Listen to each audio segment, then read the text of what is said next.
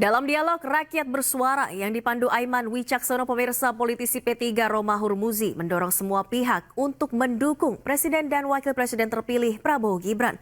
Sementara pengamat hukum tata negara Refli Harun menilai oposisi diperlukan dan nilai sangat penting dalam berdemokrasi. Kita harus menghormati presiden kenegaraan kita yang sudah berlangsung beberapa saat setelah reformasi ini, bahwa beberapa periode transisi ke arah presiden baru selalu berjalan mulus, setidaknya secara konstitusional. Dan itulah yang kita harapkan akan kita jalankan juga pada tanggal 20 Oktober nanti. Yang kedua, bahwa kemudian gagasan-gagasan presiden baru ini akan menjadi nyata pada saat beliau menjabat, itu pun juga harus kita dukung. Kenapa? Karena kalau belum bekerja saja kita sudah pesimis, bagaimana kita bisa memberikan kesempatan kepada presiden untuk bekerja? Oke. Dan ini saya kira fair, karena presiden baru adalah harapan baru. Dan jadi nggak ada yang salah dengan itu ya? Tidak ada yang salah kalau dengan itu. Bung Refli tadi bilang, ya yang dulu-dulu juga awalnya senang-senang semua, optimis semua, tapi akhirnya kecewa. Kalau Pak Prabowo beda atau gimana nih? Sama saja sebenarnya soal mekanisme rotasi kita suka dan tidak suka. Karena itu selera. Dan selera itu kan betul-betul tidak abadi. Dia kan akan berkembang dengan berkembangnya waktu. Kita tahu persis di dalam Islam misalnya, kekuasaan itu kan dipergilirkan. Watilkal ayyamu nudawiluha bainan nas. Jadi kekuasaan itu dipergilirkan. Hari ini Pak Jokowi akan berakhir dan Pak Prabowo akan datang. Mari kita sambut ini dengan optimisme. Kenapa? Karena pekerjaan rumah kita untuk ke depan membuat bangsa ini naik di antara bangsa-bangsa dengan segudang persoalan yang tadi sudah disampaikan berkali-kali oleh Pak Said Didu, itu begitu besar.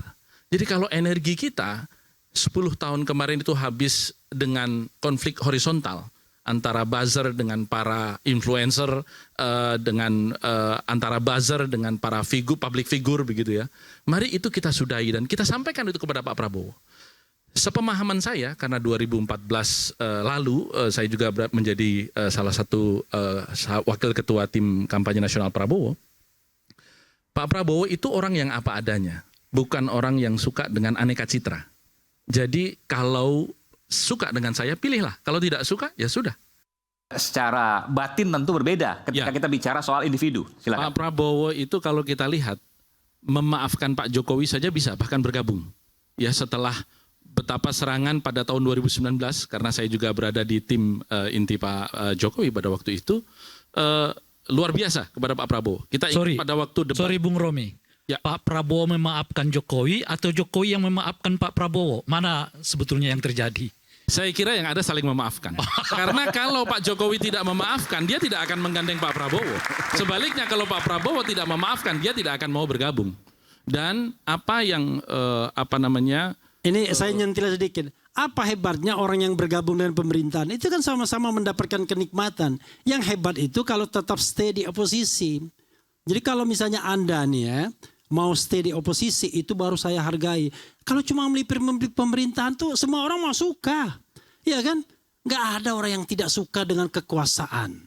Tetapi masalahnya adalah kita secara sadar harus ada yang mampu dan mau berani berada di luar kekuasaan. Sementara itu, pemirsa, Presiden Joko Widodo mengaku senang karena proses transisi ke pemerintahan yang akan dipimpin oleh Prabowo Subianto berjalan dengan lancar. Jokowi menceritakan Prabowo kerap aktif mengikuti sejumlah rapat sejak ditetapkan KPU RI sebagai presiden terpilih. 11 hari lagi transisi kepemimpinan nasional akan terjadi. Tanggal 20 Oktober yang akan datang, Bapak Jenderal TNI Purnawirawan Prabowo Subianto akan dilantik sebagai Presiden Republik Indonesia. Yang saya senang, sejak beliau terpilih sebagai Presiden terpilih,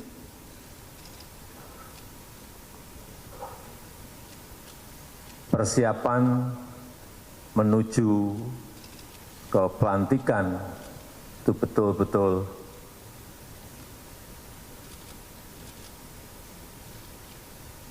secara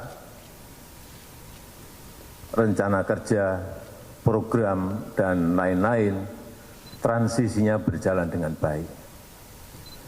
Hampir di setiap rapat paripurna, rapat terbatas apapun topiknya, Pak Prabowo selalu hadir. Kalau sebelumnya hanya untuk urusan pertahanan, tapi setelah menjadi presiden terpilih,